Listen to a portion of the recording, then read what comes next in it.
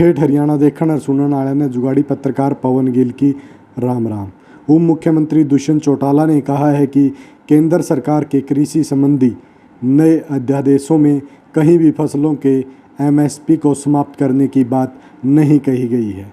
किसानों की फसलें अनाज मंडी में बिना किसी रुकावट के निर्धारित न्यूनतम समर्थन मूल्य पर ही खरीदी जाएंगी और ज़्यादा कीमत का अवसर मिलने पर किसान चाहेंगे तो ओपन मार्केट में भी बेच सकेंगे।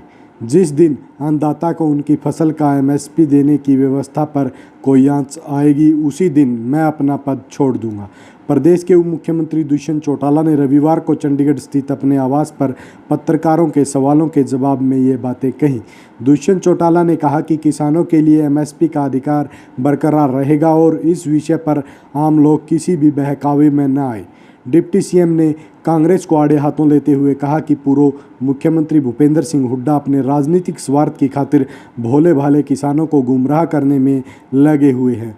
उन्होंने कहा कि नए अध्यादेशों का विरोध करने वाले भूपेंद्र सिंह हुड्डा ने मुख्यमंत्री रहते हुए न केवल ओपन मार्केट की वकालत की थी बल्कि केंद्र की तत्कालीन मनमोहन सिंह सरकार द्वारा गठित समिति के चेयरमैन के तौर पर इन सिफारिशों पर दस्तखत भी किए थे।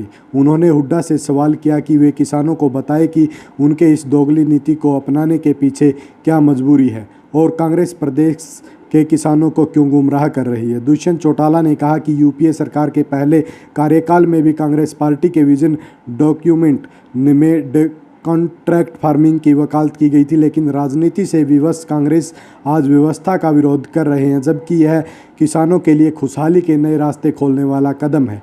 उप मुख्यमंत्री ने कहा कि इस बार अगले माह से खरीफ फसलों का एक एक दाना न्यूनतम समर्थन मूल्य पर खरीदा जाएगा। उन्होंने किसानों की शंकाओं को दूर करते हुए कहा कि बाजरा धान के अलावा पहली बार मक्के की फसल को भी सरकार एमएसपी पर खरीद करेगी। सरकार द्वारा की गई खरीफ की फसल खरीद का भुगतान एक सप्ताह के भीतर किसानों के खाते में कर दिया जाएगा।